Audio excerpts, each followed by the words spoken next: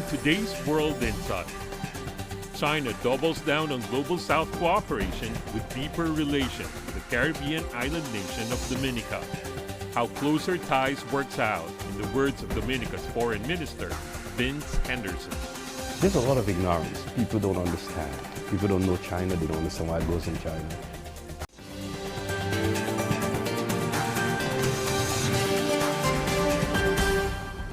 Hello and welcome to World Insight with me, Tian.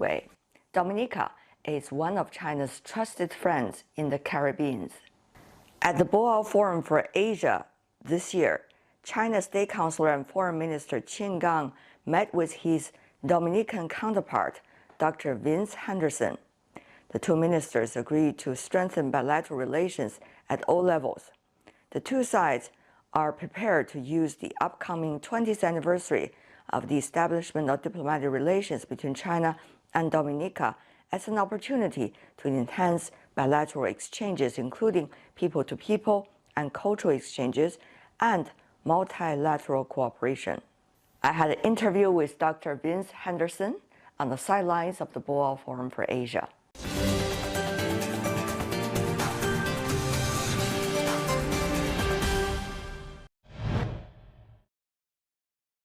"20 years almost, the diplomatic relations between China and Dominica. So now in retrospect, a lot has been achieved." I think that was a wonderful decision by our Prime Minister to actually establish diplomatic relations with the People's Republic of China. And that relationship has been beneficial to both sides. For us, China is truly a friend indeed. You know, the saying in English, a friend in need is a friend indeed. China came to our aid most recently after the hurricane in 2017, devastated our country, almost total damage. And thank God for our friends, and thank God for China. They were able to help to respond, and they're still responding to some of the impact of that hurricane. So it's a wonderful relationship. We have had cooperation in the most significant areas of development, education.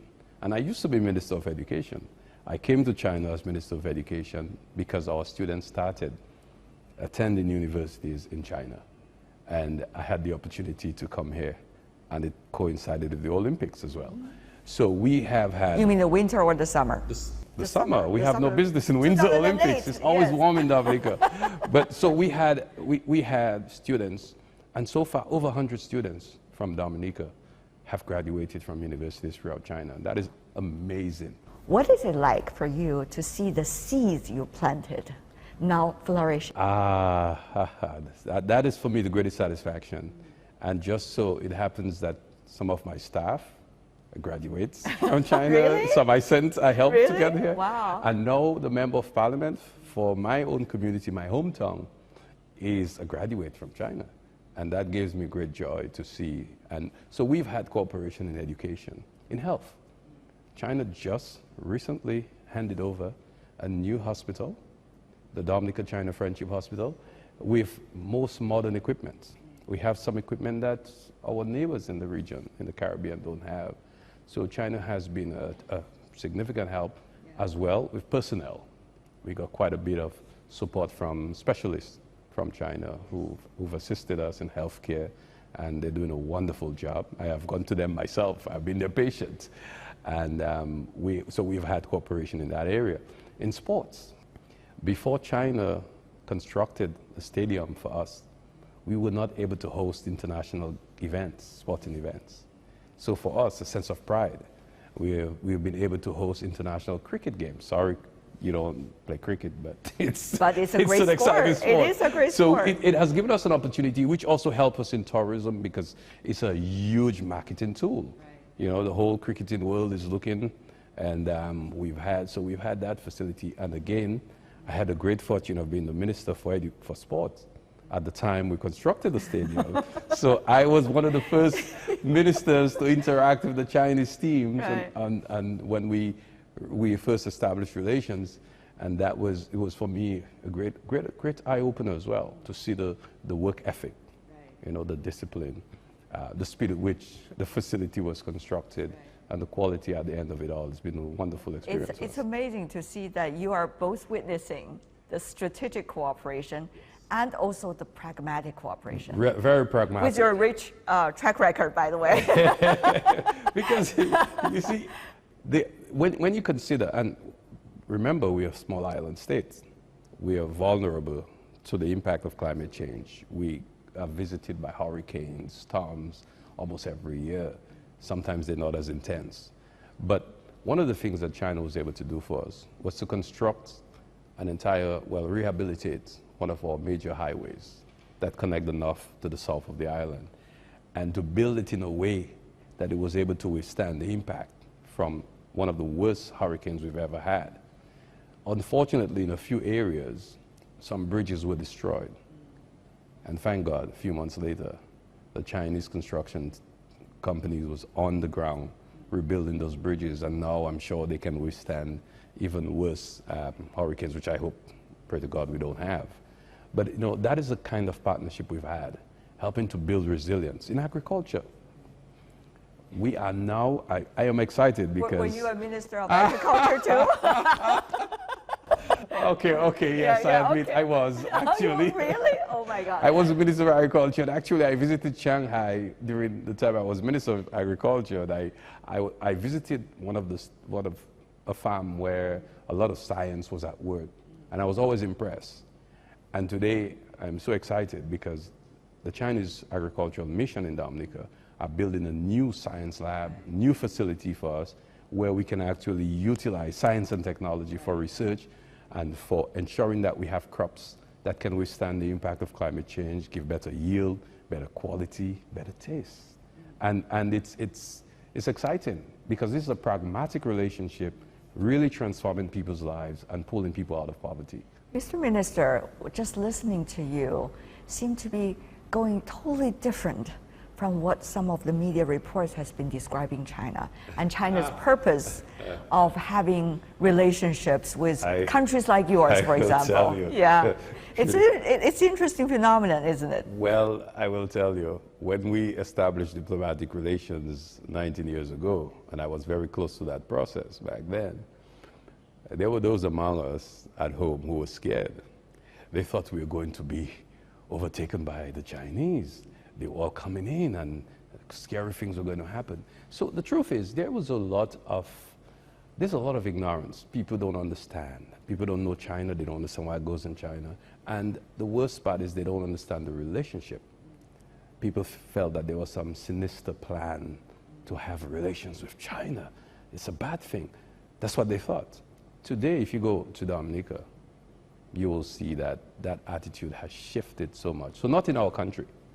There are still sometimes lingering questions, you know, why are they treating us so well and so, but I think generally the majority of the population. So the question is, why are they treating us so well? well, we've gone past that because people understand as well. We stand very true to our friends, and China is one such friend, and our Prime Minister has made it public, and I used to, as ambassador to the United Nations, that we support China in a number of areas. And in particular, the one China policy. You are very outspoken. We're very clear about that. There is no ambiguity in that. We're very clear in that because we understand. We understand China, and we understand what they stand for. And again, China has supported a rule-based global system, and that is all what they're asking for, especially with regards to the one China policy. Now, that is a decision, by the way, that was a resolution supported by the United Nations since 1971. Absolutely. You know, which all the major powers accept and adhere to. But the action sometimes sort of undermines what China is seeking to achieve here. So for us, the question again, there is a lot of negativity, but I think part of it is fair. It's ignorance, as I said, in one hand, and the second one is fear. I'm not sure why, but they seem to be driven by fear. And China has become, for some people, the boogeyman. If you understand the boogeyman concept, it's something you say to your children so they can always be scared. So you can frighten them. So if you don't do this, the bad man is going to come and get you. I think that's what it is. It's scapegoatism. I think clearly it works for some people because they always have someone else to blame. And you know, we've seen it happen in our region. You know, it's nothing. But I guess new to the us. global south, we don't want to blame others, even though throughout history we have been very much exploited. Pretty much. Yeah, on Pretty much. various occasions. Pretty much. How to see the potential of South-South cooperation from your perspective? Well, I think what's the leadership that China has given has been the basis and foundation of South-South cooperation that is pragmatic and result in pulling people, lifting people out of poverty. We have been advocating South-South cooperation for a very long time, but we've also been actively involved in South-South cooperation. Our relationships with Cuba and Venezuela are some of the classic cases of where South-South cooperation actually work. China is now leading the way with, of course, the Belt and Road Initiative as one of the big ones. Other areas that China has given leadership to the global south. And clearly what is now, in my mind, unfolding, in spite of the skepticism, is that we are now looking, the south that is, we're looking at China's development model and we're asking ourselves, how can we replicate that? How can we learn from that experience? And I think we are learning in the global south that truly there are a few things that matter for development. I think one of the key things that China has demonstrated is stability is important, is essential, as a matter of fact, is a critical component. So stability, certainty, the rule of law, that is, I think some people misinterpret what the rule of law is. It simply means that there are rules that will be applied consistently. So you know beforehand what you can and cannot do. That is important for investments. Investors always say they want to ensure that there's predictability in doing business. So we know what the rules are, and therefore we act accordingly. So I think there's a lot that the Global South is now seeing coming out of the China experience. And I think we need to take those things that can be replicated. Some obviously can't be. Your 2,000 plus years of civilization can be replicated. And also you have your own circumstances. Precisely. Everybody has their own. Precisely. But there are some lessons that I believe now, it is now when the academics need to look at China's experience in a very objective way, rather than the narrow biases that they've brought into, you know, their overview of what has happened in China over the last 14 years. Ban Ki-moon, the former UN Secretary General, you probably have worked with him before. He said something about how to deal with, you know, the so-called ideological divide, geopolitical divide, and geoeconomic divide. And he's saying, rather than focusing on today, on tomorrow, and the next year, you better look at 5 years and 10 years from now. So that longer vision advocacy, I guess, rings very well with the developing economies, global south.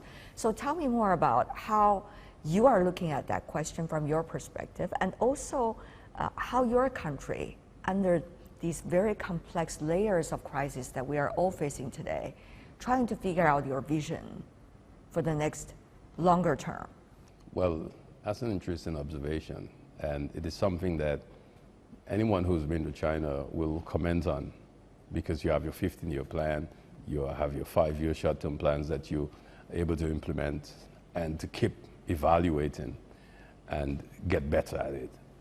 But I also see you having a 25-year track record. Well, I was about to say that in our case in Dominica, we have been fortunate. We have won the last 6 elections. So we have been there consistently for 23 years. And what it has done is allow us to embark on certain developmental path that we otherwise would have been interrupted had there been a change in administration. So yes, that helped. However, in our part of the world, we have not been good at forward planning. But for us in Dominica, as I said, we've been fortunate. And even in my case, I've had the great fortune for the last 20 years to be pursuing one project, which is the development of geothermal energy to help us make our transition into renewable energy. So I have been fortunate, and thank God today I'm seeing it's unfolding, and soon we will have our first power plant, and then to expand with the possibility of moving into the production of green hydrogen. So we've been fortunate in that sense. Our Prime Minister, recently, we had elections last December, and decided that what we are going to focus on is a 15-year plan. And we've engaged some consultants who will be putting this plan together so that we can hopefully get consensus and get buy-in. So irrespective of who forms the government, that the country can see this as a national project to continue to pursue, we hope. Now, in our system of government, unfortunately, there is no guarantee. But that is what we hope we can do to leave as a legacy to our country after, I guess, we have served our time as elected members. So it is a good lesson, but there are so many challenges to pursuing that because of the way in which we do government, and that's the best way I could explain it.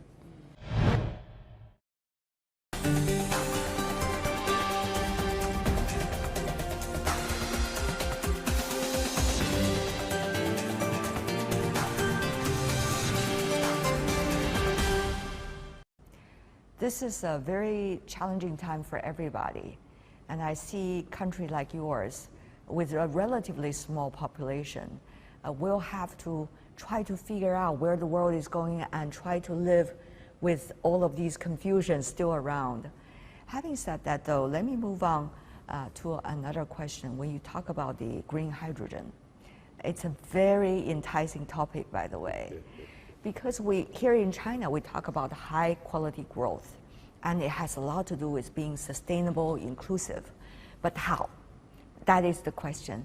Now we do see a lot of dots being connected in terms of technologies, mechanism, standards, investments, but there are still a lot of blind spots that needs to be filled in by all of us. So how do you, as a relatively small economy, try to make sure the resources, quote unquote, the bet, is being put on the right place? I know you give a lot of thoughts about that, but how does that work? It must be a very troubling, or shall I say, painstaking process. Well, oh, by the way, you don't have to be so polite. It's not relatively small. It's really small. I'm not even comparing with China. It's just really small. So we're really a small country, small population, small economy, and a small resource base. So yes, we have, and this is why I think it's even more incumbent on us, a greater responsibility to become more innovative and creative and to see how we can sustainably utilize whatever resources we have. So that is a good question. What we've seen with the layer of crisis that we face, and that's real. We have the constant threat of climate change. We got COVID-19, then the war in Ukraine. Yeah. All of these things, imported inflation, logistics and food, energy, the list goes on. Everything. The only thing that we, thank God, don't have a threat at this time for is the scarcity of water. But yes, everything is a challenge. Our ambition, for example, to seek to build a new economy around energy has great potential. And as we see, I'm looking at China very closely and what they've been able to do. So renewable energy, actually that's my area of focus. I used to head a renewable energy association of small island states, and yeah, for a number of years. So I have quite great interest in that. But what we're seeking to do, for example, is to see how we could create new opportunities, economic opportunities, but which are sustainable. And the production of green hydrogen, for example, can give us that opportunity. Now, China has been producing green hydrogen with solar power. We have an even better source of energy. We are looking at geothermal power because we have the potential that is several times what we can utilize for other domestic uses. And therefore, we are seeking to create a facility that could generate, ammonia, green hydrogen that can be transported and sold. So that is an opportunity for us to help to build a new economy around our natural resources. So for us, it's a challenge as well. It's really a challenge, just trying to having to deal with all this crisis, and a high debt stock, for example, most of which, because of the impact of climate change, because we have had to rebuild every time we get hit by a hurricane, and try to be more resilient, because we've made a declaration to become a resilient nation. And in order to do those things, every time you try, and coming back to your long-term planning, when this crisis hits, sometimes you have to adjust. And some things have to be affected as a result. It's hard for me to imagine in your shoes the vulnerability you have to deal with as a result of natural disasters, but it's certainly one of the biggest things you need to face every day. Having said that, though, another issue is about how you are trying to figure out your ways now with so many different possibilities of technologies. I know you are the foreign minister, but how do you see, technologies can be shared and standards of technologies can be mutually, shall I say, cultivated, and therefore we can be really benefiting from technology as a whole? Well, the use of technology is something that we've been ourselves have been embarking on right now. Currently we have a massive project being financed by the World Bank it's a digital economy initiative, as it is called, throughout the Eastern Caribbean that is being implemented by the World Bank. So we are seeking to transform into more of a digital economy, if you could say that, in certain areas. So we are developing the infrastructure. We're making more investments to ensure that we have the platform and the infrastructure to move that sector. But part of what we really will need, and it's part of the discussions we've been having with our Chinese friends, the provincial level, at the national level, to see how we can train more of our Dominicans so that they can, even if it's short-term programs where they can sort of improve their skills, those who are already trained in ICT, but who can learn to do some of the stuff that could help us to leapfrog into really meeting, say, for example, where China is, because we already have some of the basic infrastructure. We have broadband, we have reliable service, and all of those things.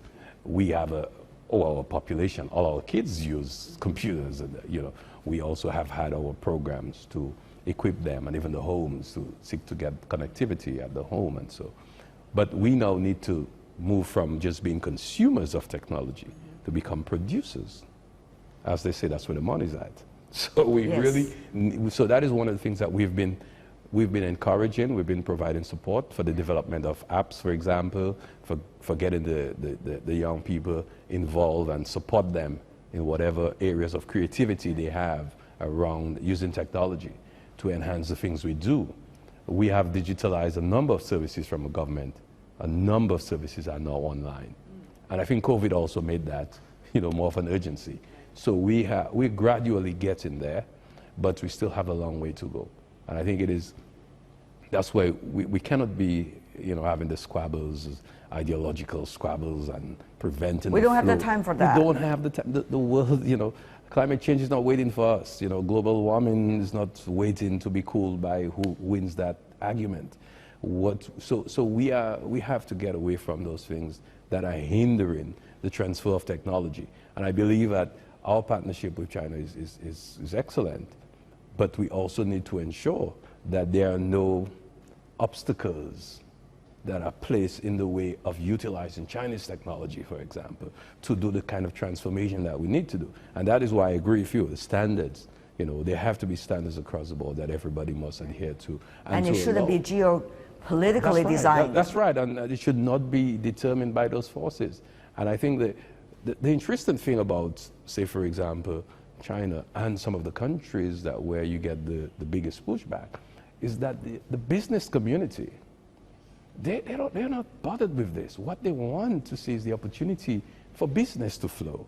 They want to see better relations so that they can move forward. Even China and U.S., the trade increased rather than decreased. $700 billion. Exactly. No, that's a lot of trade. It's a lot of trade. So I think you're very correct on that. And this is one of the areas where I am hoping that common sense will prevail.